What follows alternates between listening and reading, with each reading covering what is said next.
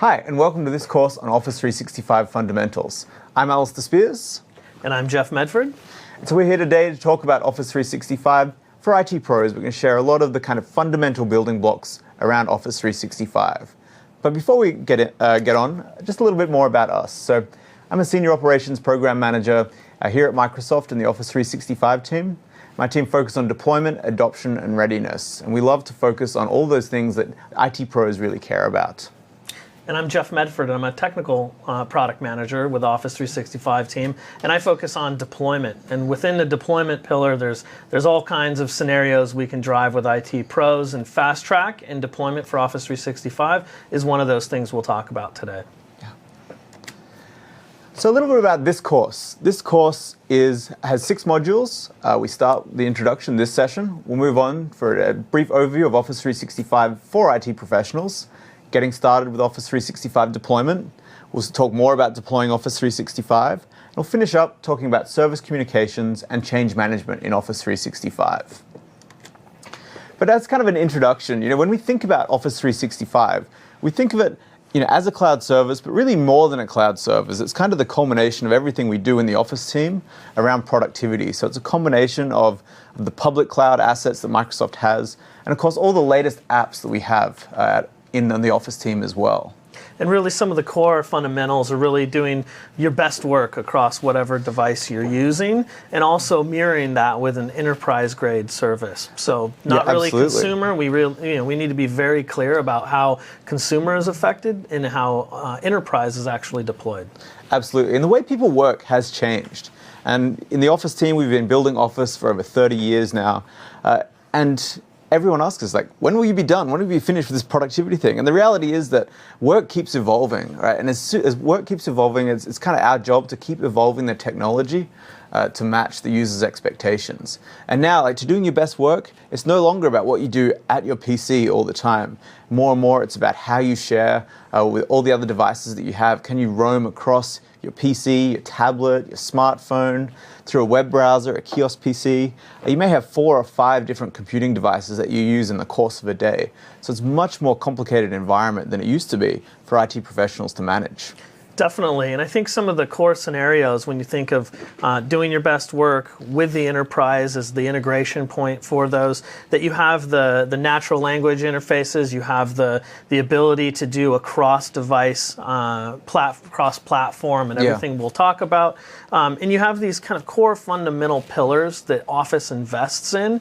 So we want to really touch on those from a user experience. Absolutely. One of the things that I find really fascinating about kind of the new workplace is this idea of a dynamic workplace where once upon a time you knew exactly who your staff were and who your employees were and who was involved and who IT had to manage, because they came into the office every day, they sat in the building, and IT was kind of the network of the building. It was kind of like the electricity of the building sort of thing. It kept everything running. But now more and more you have these kind of expanded networks of people. You have your contractors, you have vendors, you have partners, even customers, and all these people participate in the core thing that your office does and your work does. And they may not be in the office. They may be spread out. They may be remote salespeople. And sometimes you're even collaborating with your competitors. If you take an example of like an industry standards board or something like that, you want to open up some of your assets. You want to share and collaborate with probably your kind of chief competitors as you work on a standard for the whole industry and those sorts of things. And so all of these things kind of change the way that we need to think about collaboration and productivity. And I think some of the points you already hit, it also merges with, are you at home, are you at work? I mean, we all kind of blur the lines now as far as where we're answering emails, where we're having these conversations, and that's really another big part of it. So it's not only working with your competitors and having to be responsible and having to have really compliance and governance around that control, but it's also wherever you are, however you are, at whatever time of day. And that's really what we see from also an investment side is it's the merging of home and office. I have a single phone, I have a computer I use, and everything is on that. And during the business day, sometimes I'm doing personal things. During the evening, sometimes I'm triaging and helping from a business side. So those are some big parts of it. And with that, you really have to flow across that responsible organization to say, how do you govern that? where do you allow devices to come in from? Yeah. How do you keep mailboxes secure? And so it flows across all of these pillars as one kind of experience. Absolutely, and increasingly that's the role of IT pros to manage all of that for the organization. As we're getting more and more sophisticated with how we're using technology, so are governments, so are regulations, so are our compliance standards, our legal teams, and those sorts of things. And so more and more, there's such a bigger focus on IT pros to manage those sorts of scenarios as well. So before we get into all the technology, let's talk about the role of IT pros in Office 365. The amount of times that I've heard people saying, oh, I'm unsure if I don't have my server, I don't know where my job will be, and those sorts of things. And what we've seen that can be, it's totally not the truth. Like we've seen, even though you kind of don't have to manage that hardware anymore, there's so many more things that IT pros really need to be doing. Absolutely. And this frees them up to do those sorts of things. Yeah, and a lot of times we talk to our customers. Alistair and I do a ton of presentations. We do executive visits. We do events where we're talking to hundreds, if not thousands of customers. And one of the things that Alistair was mentioning is the fact that, they still have a ton of work to do. IT pros have lists and lists of things that are prioritized by the business, prioritized by IT, and that's one of the things we hear feedback from our IT pros and our customers is that the cloud has brought some efficiencies, it's brought some management and control, it's brought the ability to really dig in, but it didn't get rid of a lot of the management or a lot of the governance side. But what it does is if you have a list of 15 things that you're working through your budget, through your fiscal year, if we can knock 4 or 5 of those out that are the ones that are not as prioritized, that are not as strategic, mail workloads or some of the storage side of things, if we can help knock those out, IT pros then have the time, the budget, and the availability to really drive some more business scenarios. Absolutely. And so when we think about like the traditional IT operations framework and all those different things that IT pros need to do in our day-to-day jobs, there's quite a lot of different things. This is just kind of a sample of an ITIL methodology here I've got up on the screen. But really I like to kind of simplify that down even further to the things that you do to just run the business, keep everything going, keep the lights on, and just operate all the technology that you already have inside of the organization. And then there's the things that actually grow and transform and add business value to the organization, help you stay competitive, stay up to date, and keep the business moving forward as well. So if we kind of simplify this down to the things you do to run and things you do to grow and transform, it's kind of a nice mental model of what we all do in IT. But here's the problem. When we look at our budgeting and when we look at budgeting kind of across the IT industry, generally we have to make those decisions about what do we do to just keep the lights on and what do we do to actually invest and grow the business itself. And what we find is that about 63% of IT budgets are taken up with all that stuff to just keep the lights on, run the business and those sorts of things. And only 37% can be spent on the stuff that actually makes change, makes the business more adaptable and gets it ready for all the new challenges that they face. And so when we're thinking about that, all of that run state, you can't not invest in that, right? You have to have all that stuff going. The phone starts ringing if email's down, Yep. if the SharePoint's out of capacity and all those sorts of things. So it's an important thing to do. But if you don't invest in that top line, like growth and transformation, then you slowly get out of touch with what the business is really after. And that puts even more pressure on IT budgets as well. So it's a delicate balance that we all have to play in the IT scenario. It is, and really looking at some of the typical budgeting, it also comes down to impact. And from an IT perspective, how are you impacting the business? And if you're just keeping the lights on and you're just keeping the servers running, you're just keeping the backups going, at the end of the year or at the end of your review cycle, great, everything ran, everything went smooth, but how did you actually impact the business? And I think that's a lot of the things we're going to talk about today in some of the deployment side and moving your organization to online. It's really about affecting change within business, affecting change within users, and being able to manage that really clearly so that a strategic investment can be made and really you can move business forward from a business unit to actual users to getting people going on the latest technology. Yeah.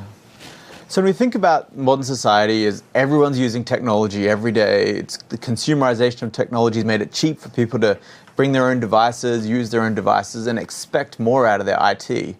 the role of IT really starts to change. It starts to become an enabler of business evolution rather than just someone that's maintaining the infrastructure itself. And so when we think about what we all need to do in IT is shift that balance from all the money we're spending on maintaining their technology to be focusing on evolving the business as well. And so then the kind of key things that our managers are always chasing us down for, reducing total cost of ownership, adding more capabilities, reducing time to market for new products and new solutions. That's really kind of the increased ROI or the increased return on investment for IT investments. And so where Office 365 comes into this, it allows you to it's not quite outsourcing, but it allows you to outsource some of those commodity things that the business just doesn't want to pay for. Like, no one wants to pay for a guy to carry around a screwdriver and swap out hard drives anymore, especially when it's something just as core as email or as core as document storage and those sorts of things. The last thing you want to do as an IT pro is worry about hardware failures of storage and those sorts of things, whereas storage should be cheap, should be easy, and we can do it a lot more effectively in Office 365. So we want to really reduce those platform costs that you all have in the infrastructure that you run, but also deliver the latest technologies. And this is probably the biggest difference when we think about Office 365 as opposed to, say, a traditional outsourcing environment. With an outsourcing environment, you're kind of locked in that particular environment. You sign up for 5 years or 10 years or something like that, and 10 years later, you're looking at the same environment, right? Maybe you got one refresh during that time, depending on how much foresight you had when you thought about negotiating that contract with the outsourcer. But generally, it doesn't change. Whereas in a cloud service like Office 365, it's constantly evolving. You're seeing changes into the service every 2 weeks, so you're seeing this great channel of innovation. And at Microsoft, Office 365 is essentially our newest part of the Office product. So you see things now first in Office 365 than you will in Exchange Server or SharePoint Server or anything like that. And so all of a sudden you're at the cutting edge of all this technology without any of that build lead time, without any of that need to go and build new infrastructure, test new infrastructure, and put it all up and running.